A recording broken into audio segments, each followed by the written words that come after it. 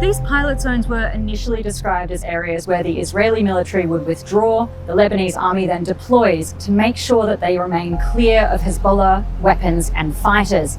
The U.S. just announced Israel is withdrawing from 3 villages in southern Lebanon. Washington is calling it a breakthrough. Lebanon's been under attack for so many years and always like an underdog, and it would be really nice if it could end. And I spoke to Bibi Netanyahu about that, and I speak to them about it, and I actually spoke to Hezbollah about it. But in 2 of those 3 villages, Israeli troops were never there to begin with. And once you understand that detail, the entire announcement looks different. Southern Lebanon has been a militarized buffer since Israel and Hezbollah fought their last major war in 2024, ending in a US-brokered ceasefire that neither side ever fully trusted.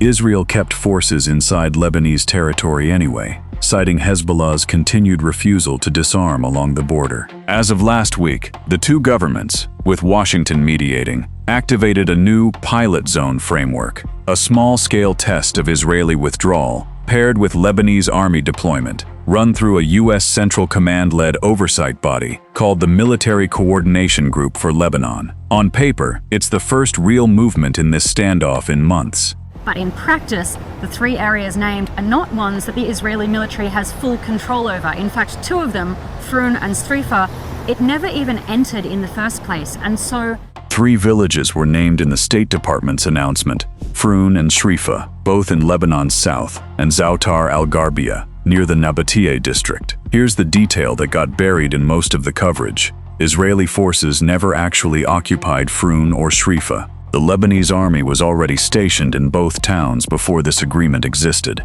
On launch day, local mayors in both villages told reporters, on camera, that nothing had changed. Same checkpoints, same patrols, same soldiers who were there the week before the announcement. Zoutar al-Gharbia is the one genuine test case in this whole rollout. Israeli troops had positioned along its outskirts, and their continued presence there delayed the Lebanese army's actual deployment on day 1, the only village of the 3 where you can point to a real, physical change in posture. According to Al Jazeera's on-the-ground reporting from Beirut, the friction point that actually matters here isn't withdrawal at all. It's verification. Israel wants direct access to confirm Hezbollah's weapons are genuinely gone before it pulls back any further. Lebanon calls that demand a violation of its sovereignty and wants a neutral third party involved instead. Options like an expanded UN peacekeeping mandate through UNIFIL or a rotation of Italian peacekeepers have both been floated in the negotiations,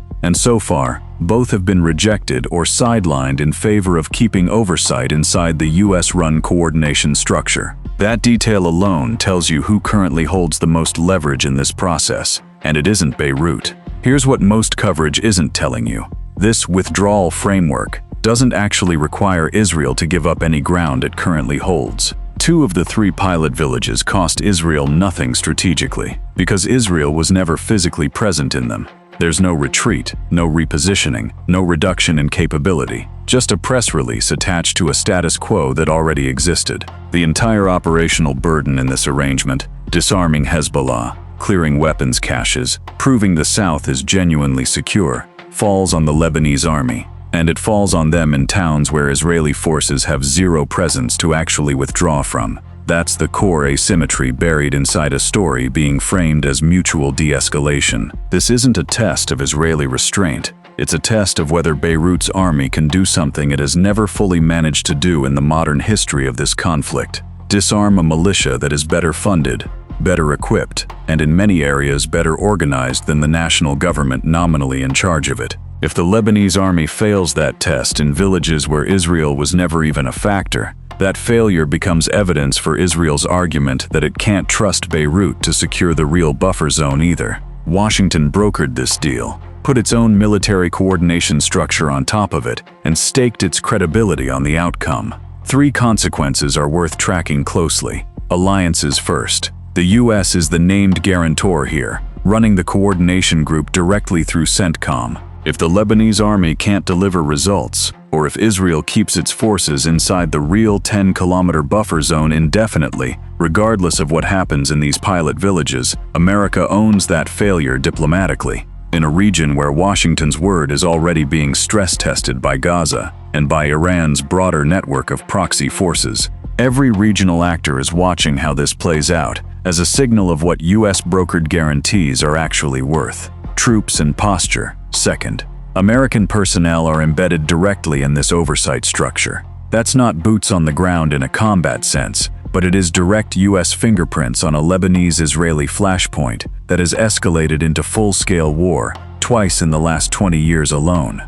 If this framework collapses under its own weight, the United States doesn't get to quietly step back. Its name is already on the paperwork. Precedent. Third, and arguably the most important, Iran is watching exactly how much leverage Hezbollah retains after a process brokered and vouched for by Washington. If Hezbollah quietly keeps its weapons in the areas that actually matter, the real buffer zone, not the symbolic villages, while the US claims a diplomatic win based on towns that were never contested in the first place, that sends a very specific message to Tehran and to every other Iranian-backed group in the region.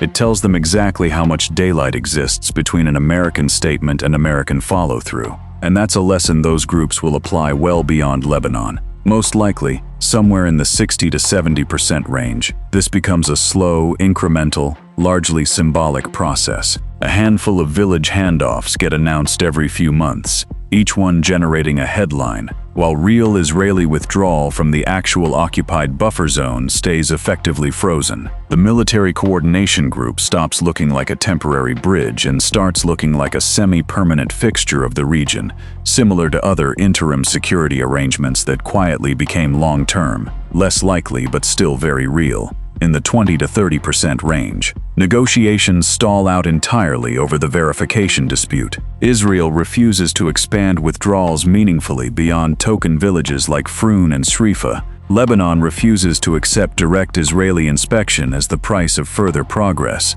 and the pilot program quietly dies without any formal announcement that it failed. It simply fades out of the news cycle while the buffer zone remains occupied indefinitely. Worst case, low probability at roughly 5 to 10%. Hezbollah, sensing that this entire process is structurally designed to strip away its weapons without extracting any real Israeli concessions in return, decides the political cost of compliance outweighs the cost of confrontation and moves to actively derail it, reigniting the kind of direct, large-scale clash that the 2024 ceasefire was specifically negotiated to prevent. This isn't a withdrawal, it's a stress test, and Washington picked two villages that were never occupied in the first place to make sure the opening headlines looked easy. The real question was never whether Israel would leave Frun and Shrifa. It already wasn't there. The real question is whether anyone actually leaves Za'atar al-Gharbiyah, and that's the story nobody's covering.